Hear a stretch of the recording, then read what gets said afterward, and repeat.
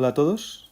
En este vídeo vamos a explicar o ver la curva característica de un túnel para entender cómo se comporta un terreno cuando realizamos en él una excavación y a partir de ella pues analizar la interacción entre el terreno y el sostenimiento en la excavación de un túnel. Pero antes de pasar a ver cómo es la forma de la curva o cómo entenderla, vamos a pararnos un poco en esta diapositiva que a mí me gusta mucho porque nos permiten situarnos y ver dónde se desarrolla todo este concepto de curva característica. Cuando excavamos un túnel, puede ser que lo hagamos en un macizo rocoso competente, una roca. En ese caso, pues para excavar nos harán falta voladuras y si quisiéramos ir a métodos mecanizados, pues utilizaríamos topos. En el otro caso, en el otro extremo, tendríamos un suelo que podríamos excavar con rozadoras o con retroexcavadoras. Y en el caso de que hubiese problemas de estabilidad del frente, pues podríamos acudir a tuneladoras que aplican una presión en el frente, pues como las EPBs o los hidroescudos.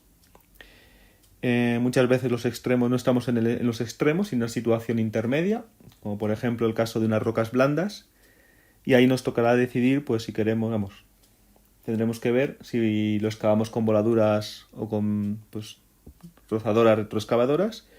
Y si quisiéramos realizarlo con tuneladoras, pues ya los topos no serían viables y a lo mejor un simple escudo, un doble escudo, o sí que sería necesario acudir a EPBs o a hidroescudos.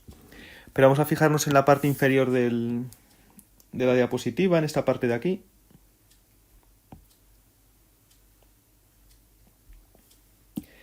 Cuando realizamos la excavación en un macizo rocoso competente, ese macizo está fracturado. Hay una serie de familias de discontinuidades que lo que hacen es que en el macizo nos forman bloques, nos forman cuñas. Esas cuñas están trabadas entre sí, pero al excavar el túnel lo que puede ocurrir es que alguna de esas cuñas se caigan dentro de la excavación. Entonces lo que realizamos para comprobar el sostenimiento de ese túnel es un análisis de cuñas, por ejemplo con el programa UNWEDGE. En el otro lado, en suelos, cuando estamos cavando un suelo, no está fracturado y entonces se comporta como un continuo. Y cuando realizamos la excavación, lo que producimos es un cambio tensional que a su vez nos lleva aparejado pues unas deformaciones. En este caso lo que haríamos sería un análisis tensodeformacional o con herramientas analíticas o muy habitualmente pues con un programa de modelización numérica como FLAC, Plaxis, etc. Al igual que antes, si lo que tenemos es una situación intermedia, pues probablemente nos toque hacer los dos análisis. Hagamos un análisis de cuñas, por si se pueden formar, y a su vez un análisis tensodeformacional, pues para ver cómo se comporta el sostenimiento, qué deformaciones se producen y demás. Entonces, en el caso de las curvas características, o con la curva característica, lo que realizamos es esto de aquí, un análisis tensodeformacional, de manera simplificada, con un desarrollo analítico, o de manera más compleja con un modelo numérico, pero estamos suponiendo que el terreno se comporta como un continuo, se producen deformaciones, se producen cambios de tensión y deformaciones. Pues vamos allá con la curva. Vamos a dibujar el terreno.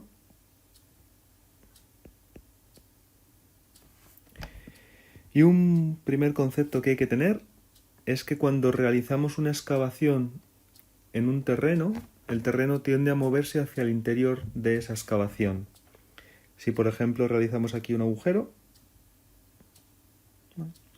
pues el perímetro de esa excavación, el terreno alrededor y el perímetro tienden a moverse hacia el interior, la excavación tiende a cerrarse y ahí hay unos desplazamientos, una deformación.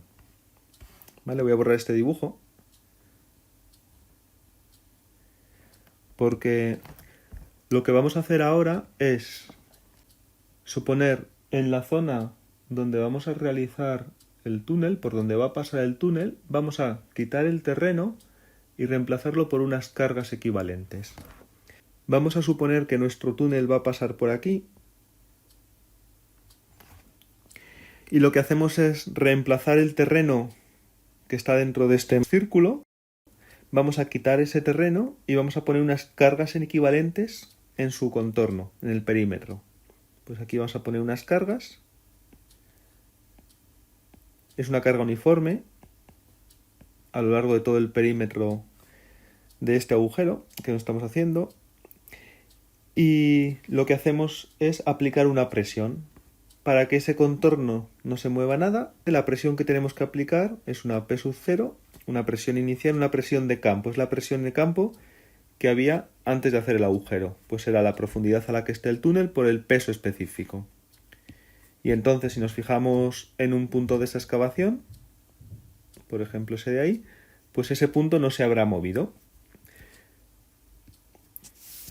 Lo que vamos a hacer ahora a la derecha es graficar. Vamos a poner dos ejes. Vamos a poner un eje vertical donde vamos a poner la presión y un eje horizontal con el desplazamiento. La presión es la presión que estamos aplicando en el contorno y el desplazamiento de ese contorno hacia el interior del túnel. Entonces, cuando aplicamos esa presión P sub 0, estamos en un punto tal que por aquí. Es un punto, una situación donde la presión es igual a P sub 0 y la deformación es nula, no hay ninguna deformación. Lo que hacemos a partir de aquí es bajar esa presión. Ya no vamos a aplicar esta presión, vamos a ir aplicando una presión más pequeña, una P, ¿vale? Que poco a poco la vamos reduciendo. Entonces lo que hacemos primero es reducir un poco esa presión, vamos a quitar un pelín de esas fuerzas, ¿vale? Al reducir la presión que estamos aplicando en el contorno, ya es menor que la presión de campo, pues en el contorno se produce una pequeña deformación. ¿Vale? Una pequeña deformación hacia el interior del túnel. Si graficamos ese punto, pues ya la presión será más pequeña y se habrá producido una cierta deformación. Y entonces tendremos ese punto de ahí. La presión que aplicamos es esa P, y la deformación que se ha producido es una deformación aquí, y entonces tenemos pues ese nuevo punto. Volvemos a hacer lo mismo, cogemos esa presión y la volvemos a bajar. Entonces ahora quitamos un poquito más de presión y vuelve a ocurrir lo mismo. Ahora tendremos una presión que es más pequeña y al reducir esa presión, pues aquí se produce más deformación. Esta nueva situación nos la llevamos otra vez a la gráfica. Tendremos ahora menos presión, una presión por ejemplo por aquí, y se habrá producido una deformación, pues vamos a imaginarnos por aquí, más o menos. Lo que estamos haciendo es bajar la presión que aplicamos en el contorno y mientras bajamos esa presión se va produciendo deformación. La situación extrema es cuando hayamos quitado completamente toda la carga. Imaginad que quitamos toda la carga, entonces con un poco de cuidado vamos a quitar todas estas presiones. ¿Vale? Al quitar todas esas presiones, pues se producirá una deformación y se producirá la deformación máxima. Entonces ahora tenemos un nuevo punto, que a lo mejor está por aquí, ¿vale? Donde lo que se ha producido es la deformación máxima. La presión es nula, no estamos aplicando ninguna presión y se ha producido pues, la deformación máxima. Entonces, si ese proceso de ir bajando la presión, ir viendo la deformación que se produce, si sacamos todos esos puntos y los unimos, lo que nos da es una curva más o menos con esta forma.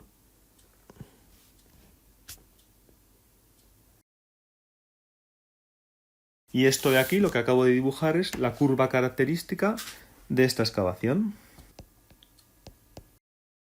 Una característica de esta curva es que se divide en dos tramos. Si os fijáis, me ha quedado más o menos dibujado. Hay un primer tramo desde este punto inicial, este punto de aquí, hasta este punto de aquí, en el que la curva no es realmente una curva, es una recta. Esto de aquí es el tramo elástico. Cuando nosotros excavamos el túnel y dejamos que el túnel se deforme, ¿vale? El terreno alrededor lo que pasa es que va habiendo un cambio tensional, va recibiendo carga y se va deformando. Y esa carga puede ser tal que el terreno plastifique. En este proceso hay un primer tramo en el que no se ha producido plastificación. Y esta curva realmente es una recta entre esos dos puntos y es el tramo elástico. A partir de este punto se empieza a producir plastificación. que será pues mayor o menor, pues en función de las características del túnel, profundidad y demás, hasta el punto final, pues donde se estabiliza la excavación en una deformación máxima. Ese es el tramo plástico. Realmente el primer tramo es una recta, el segundo es una curva y, por ejemplo, cuando calculemos esto con Rock Support veremos que el tramo elástico lo calcula únicamente con 2 puntos y a partir del tramo plástico lo que se hace es un cálculo iterativo en el que se calculan muchos puntos hasta llegar a presión nula y deformación máxima.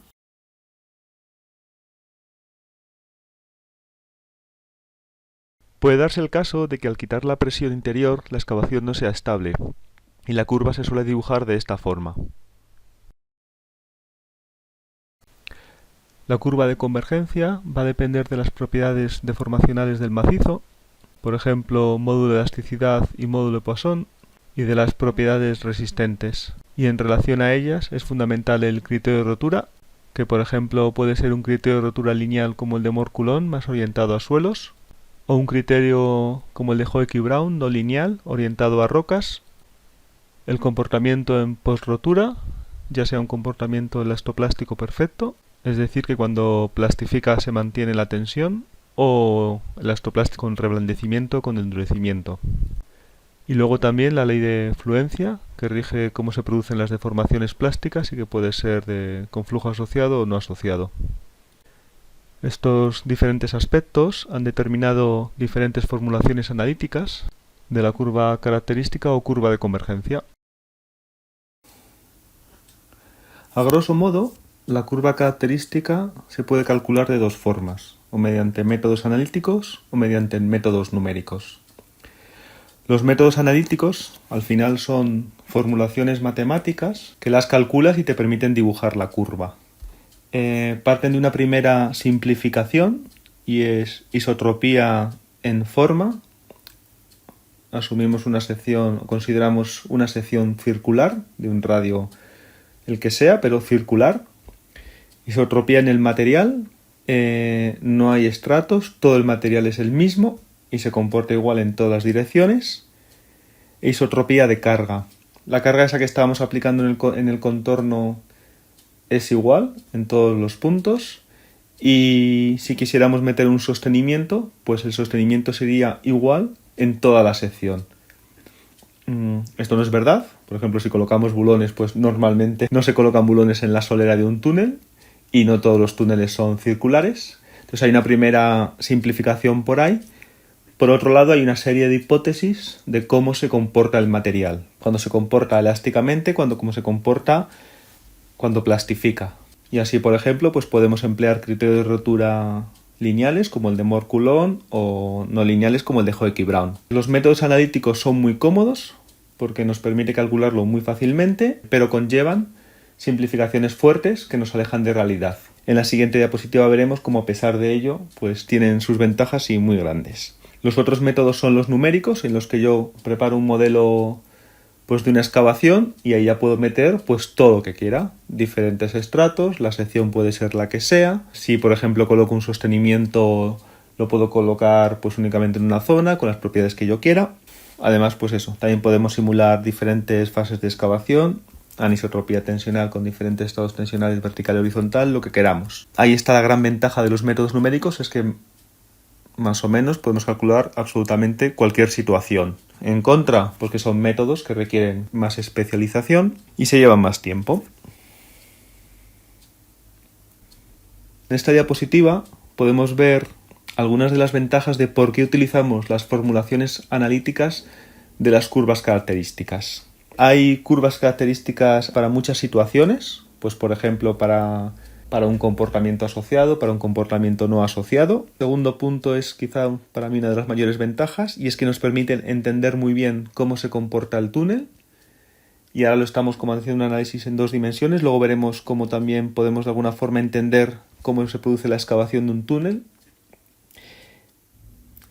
Al ser una herramienta muy barata en tiempo de cálculo, pues es muy útil para las fases primeras de diseño. Cuando estamos realizando predimensionamientos, nos permiten chequear muy rápido pues los sostenimientos si son adecuados y se hace una primera aproximación que luego ya cuando esté bien definida pues nos iremos a un método numérico que es mucho más costoso.